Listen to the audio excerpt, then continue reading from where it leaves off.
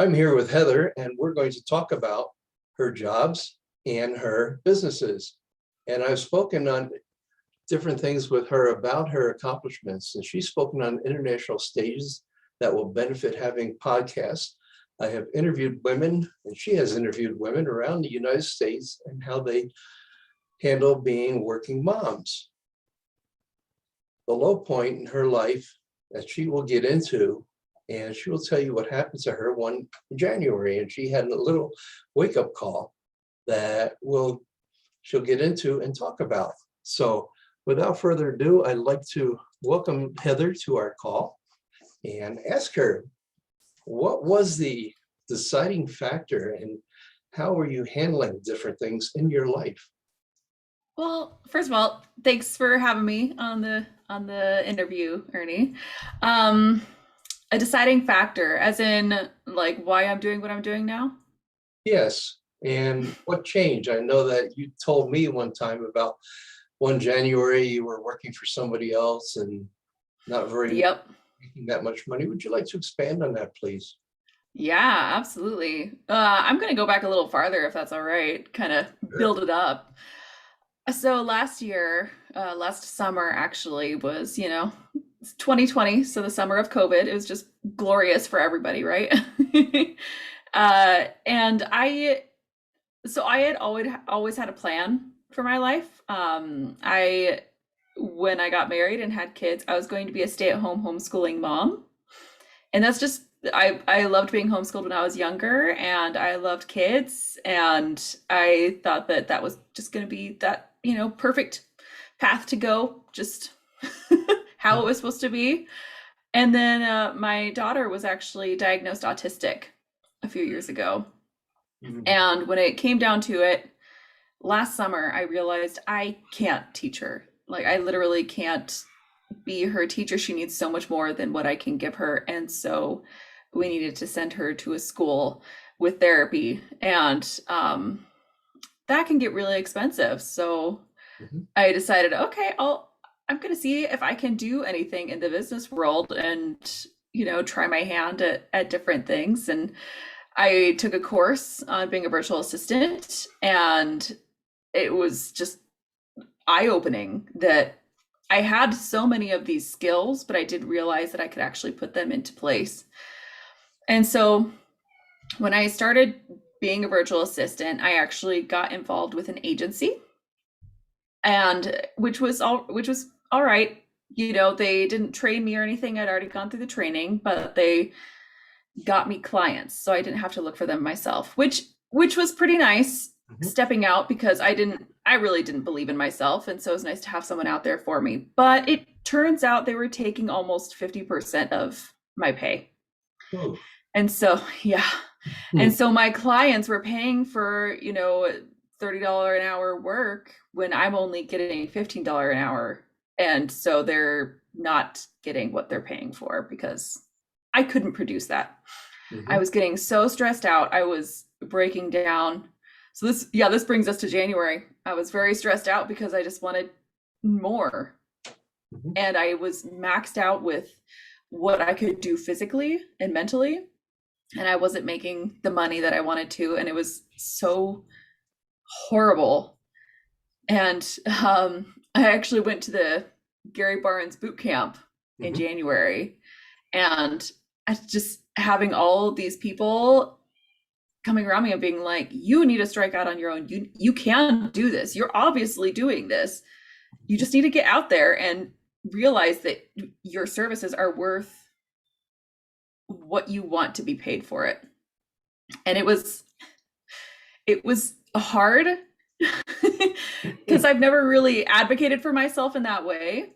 Mhm. But to have so many people, just people that I barely knew, right? I just met that weekend, they could see the value in what I was providing, and they supported me and encouraged me. And since then I've gotten my own clients. I've completely left the agency. I did in it was like the end of February that I completely left the agency. It just happened that fast. Once I started to actually put myself out there and go for it, then I didn't need the agency anymore. I didn't need that income.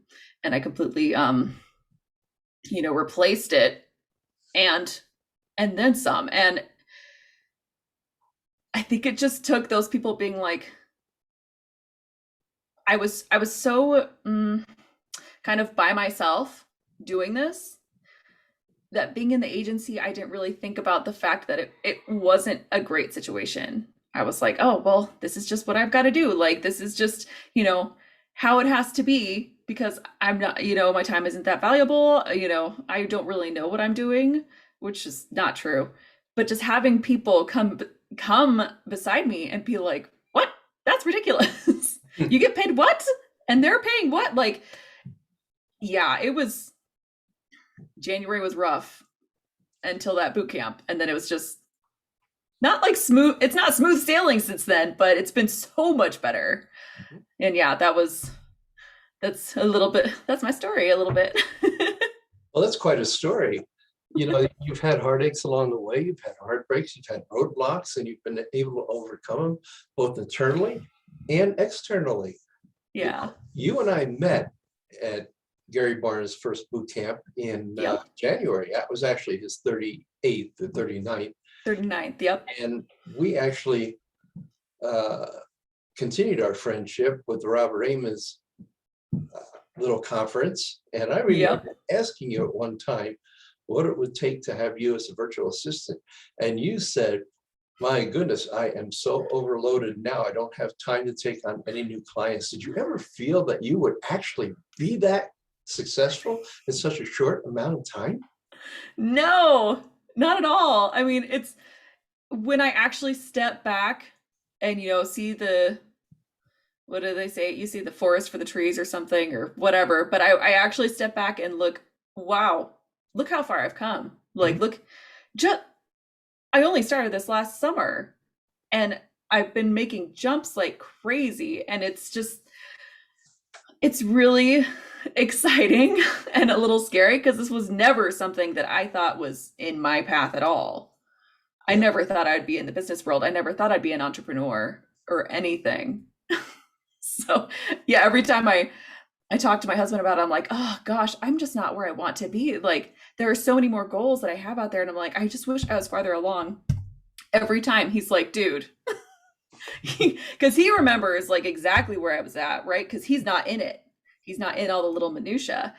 And so he goes, seriously, look at where you were and look at where you are now and how amazing it is that you've come this far. And I'm so grateful for him, because he supports me completely. And it's really good to get that, though, to get people saying, okay, I know you want to be somewhere else, but remember where you came from and how far you've come. That's very true. To have the support of your spouse is gold.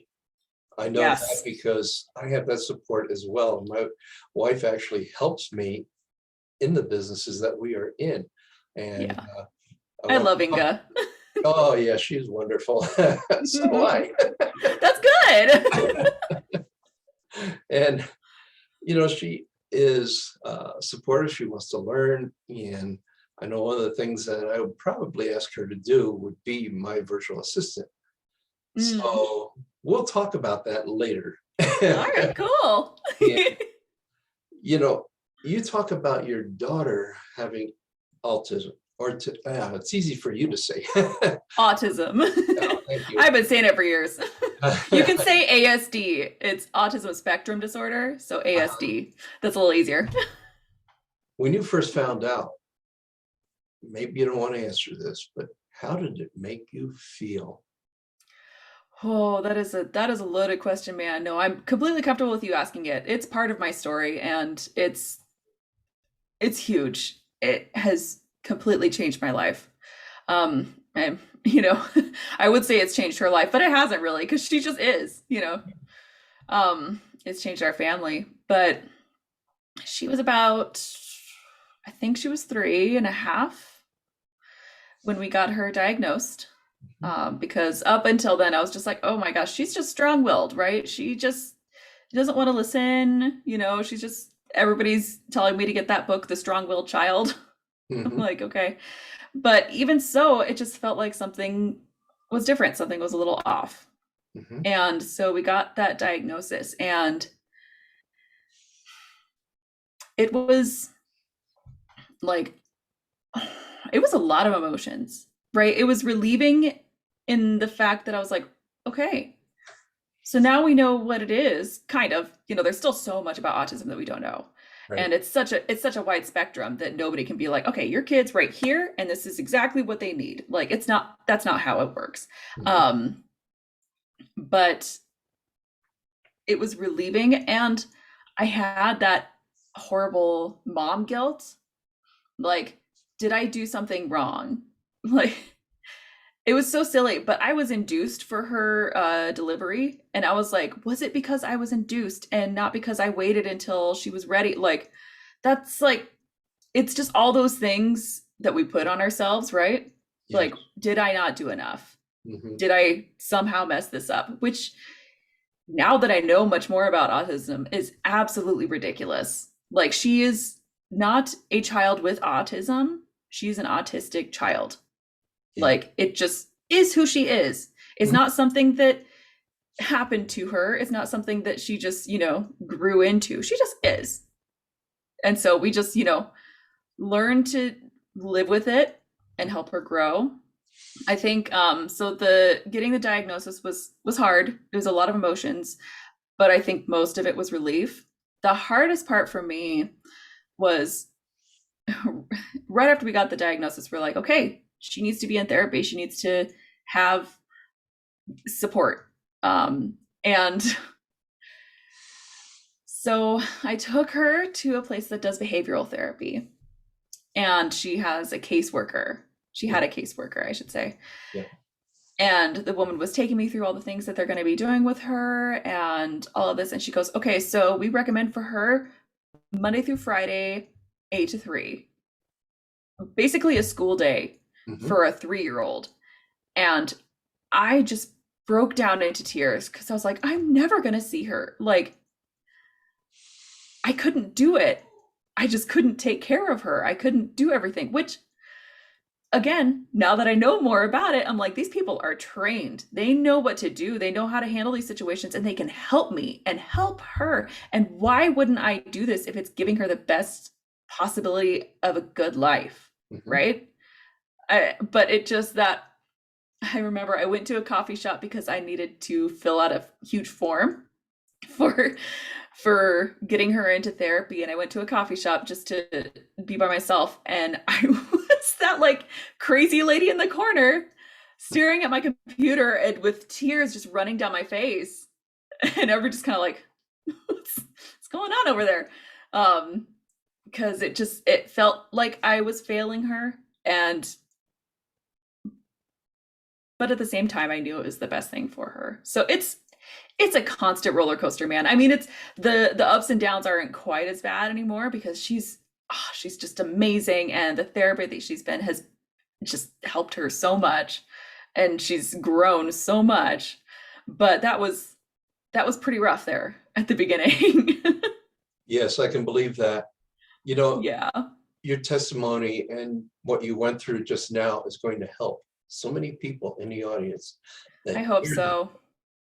and they'll be asking, because I'm sure they have the same questions, and I'm sure, what do I do? And you took action.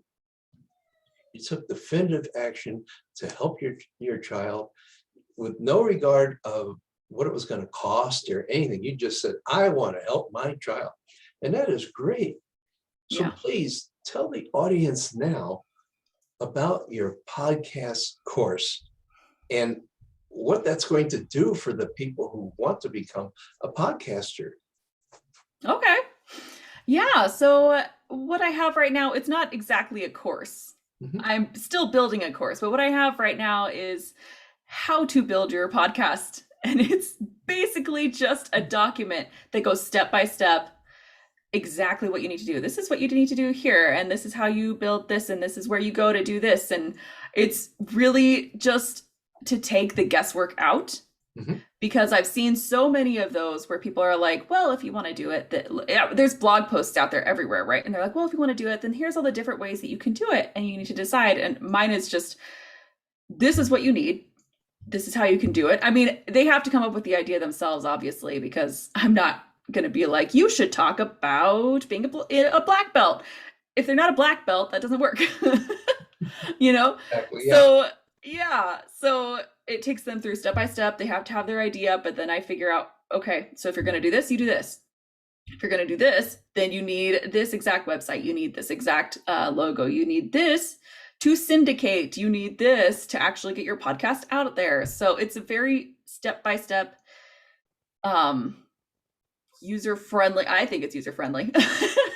That's good. User-friendly little document for you. And it comes with a consultation with me. So if you're having questions or you just want me to go through it step by step and be like, okay, this is what I mean. If you're not understanding it. Yeah. So that's what my little program is. Oh, that's great. That's beautiful. Yeah. If people want to contact you, either about how to start a virtual assistant business, the autism, or your podcast, where can they reach you? Yeah. Well, my email is Heather Rose VA, as in, the two flowers, Heather and Rose, VA, virtual assistant at gmail.com. And you can find me anywhere on Facebook as Heather Rose or Heather Rose Virtual. On Facebook, Instagram, and LinkedIn is where I am. That's great. And I do have a website. It's very basic, but it's heatherrosevirtual.com. Oh, that's a good start. Yeah. My website is very generic and is amateur, as you'd be able to tell. And, if anybody wants to be interviewed, whether you are a superstar or just beginning, or however you want your message out there, please go to erniemeyerlive.com. That's ERNIEMEYER live.com and book your session with me. You can book a consultation, all is free. And you can do that with me right here on this course, or down below, you'll see it in the comments of how to get a hold of Heather and how to get a hold of myself. So are there any parting words before we conclude this interview, Heather? Well, I think I would have to say, if you have something that you're wanting to do that but you're not, it wasn't part of your life plan, go for it. You've got to try it, because if you don't try, you'll always wonder. And it could be something amazing. Isn't that the truth? When people talk about, I wish I would have, I could have done it, I wish I would have done it. Different things that I used to have in my life that I've learned along the way that I could teach now, and I don't. And the only thing I do teach is how do people think now versus poor middle class to the world class. And that's what I teach. So, with yourself, with what you have to show and what you have to teach, when people want to be a podcaster, if you want to be a podcaster, get out there, get a hold of Heather, get her system and talk to her. Just do it. Yeah. It's so easy. Come on, it's really fun and it's exciting. And of course, I've got this video cast where I interview people, but that's okay. And because of that, I'm getting more out there, more recognition of people wanting to be interviewed with me. So I'm very happy for them and very happy for myself. And what else can I say? So Heather, it's all good. It all goes around. Exactly. If there's nothing else to talk about, Heather, I think we'll conclude our interview for now, and I will get off and stop